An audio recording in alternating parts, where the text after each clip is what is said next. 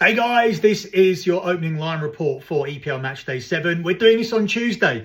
It's a genuine opening line reaction. I don't really like doing these before we've played Champions League games because there could be a host of injuries or different situations that come up. But ultimately, that's the whole point of it. It's an opening line report. If you want a more data-driven analysis of this weekend's EPL, then listen to the EPL show over on the Sports Gambling Podcast Network. If you want to get my official plays that go towards my tracked and transparent spreadsheets, head over to lockbetting.com, where we can now say we have 148 months in a row of transparent and track profit, which means they've never had a losing month in sports betting for over 12 years. And the spreadsheets are all posted publicly. Check out the Instagram at lockbetting. It's a hub for everything that we do. There you'll find betting information videos like this one.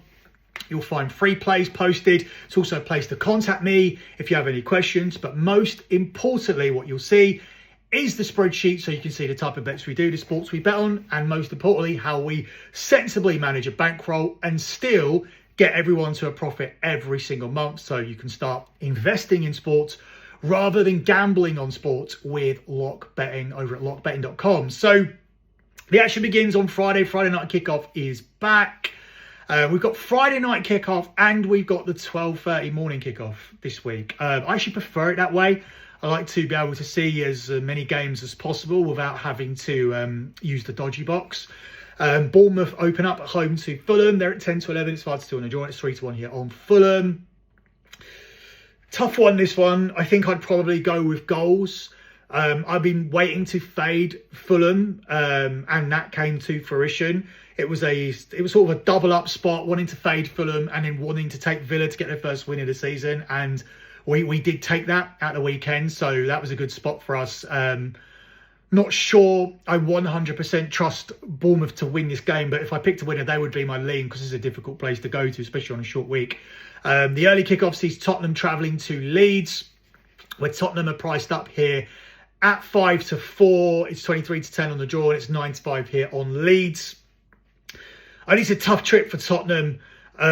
You're playing on the artificial pitch today against Bodo Glimt, and then you've got to play Ellen Road in the morning on Saturday. I think there's a real chance that Leeds could get something from this game. I think they appeal to me here in the double chance market at around about 4-6 minus 150. Up next, you have Arsenal at home to West Ham. Arsenal are a 1-5 favourite here. West Ham have had success recently at the Emirates, and they got a little bounce yesterday from Nuno, drawing away to Everton, rather. They are West Ham, drawing away to Everton, where Everton were by far the better team, and West Ham ended up scoring via deflected goal. But sometimes you need those breaks, and that can make the bounce bigger. But I think this is a bad opponent to come up against next. Arsenal are just in a really good moment at the moment. I can see West Ham coming here to try and shut the game down and try to get something in transition or by mistake or by set pieces. But I think Arsenal will get the breakthrough, but I don't think it will get anywhere near 5 goals. So this feels like an Arsenal and under 4.5 goals. A tried and trusted add-on play here for this game. Up next, Manchester United versus Sunderland, where United are 4-9 favourites to beat Sunderland. 18-5 on the draw, 5-1 on Sunderland. I think I've reached a point where I would rather Sunderland just win this game and we don't have this manager when we come back from the international break. Now, I think if United win this game and then we come back from the international break and we lose against Liverpool, I don't think that's going to make much difference to the decision-making process when it comes to Ruben Amorim. I think this is all about the compensation. I think this is about getting to November the 2nd, where you can fire him and don't pay him £12 million, which is crazy because we're letting the season peter out all the way up until November. And we've spent so much money in the transfer market on average players in the past, although I'm not of that opinion of necessarily the ones we bought in this summer, because I do think Cunha and Mbeumo will come good. Sesko, I'm worried about physically. I think he's a great player, but physically, does he look like someone who can handle the EPL? I'm not sure yet. But we look like we are waiting to not pay out this compensation, and I do think he's going to 100% go in November. So does it really make a difference if we win against Sunderland, if we lose against Sunderland, if we lose against Sunderland or don't win this game? Is he going to go anyway? I think a problem he has to at least try and address in this game. There's two things. Number one would be his substitutes, because it's absolutely ridiculous to finish a game with Mason Mount in a left-back position, to continue to make substitutes and just to move people round in your formation. Change the formation! If you're going to make substitutes, if we're losing the game, your formation hasn't worked. So change the formation and try and get something from the game. Instead, he makes substitutions within the formation, and you've seen Mason Mount playing in a wing-back position. Against Brentford, you saw Mbeumo playing in a wing-back position. Change the formation. And if you're going to play this system, you have to take Bruno Fernandes out of the team. Or you have to take Mbeumo or Cunha out of the team, and you have to play Fernandes in a 10. Fernandes cannot protect your back three. People turn around to me and say, Crystal Palace are playing this formation. It can't be that bad. Crystal Palace play in transition, and their two number sixes sit in front of the back three, and they don't move. So in order for us to do it, we're going to have to bring in either Kobe Mainoo to play alongside Ugarte and Casemiro, or we're going to have to be so solid that we're going to have to play both Casemiro and Ugarte. We cannot play Bruno Fernandes in a 6. We're being overrun every game against any team that don't have 10 men. So that's going to have to change. We're going to have to either make a decision on either Mbeumo or Cunha. We're going to have to play Fernandes in that position, or drop Fernandes because he's not playing well. He cost us the points against Fulham. He cost us the points in the last game. Drop him. He's having a terrible season. That's where I stand. The late kickoff on Saturday sees Chelsea hosting Liverpool. Liverpool are coming off the back of losing against Crystal Palace, and they have to go to hell, as it's called, to play Galatasaray today.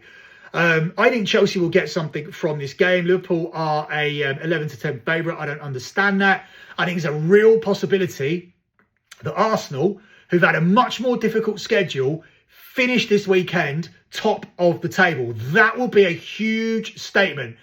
Liverpool beat Arsenal. Everybody will ready to write off Arsenal, even though they had a ridiculously difficult schedule.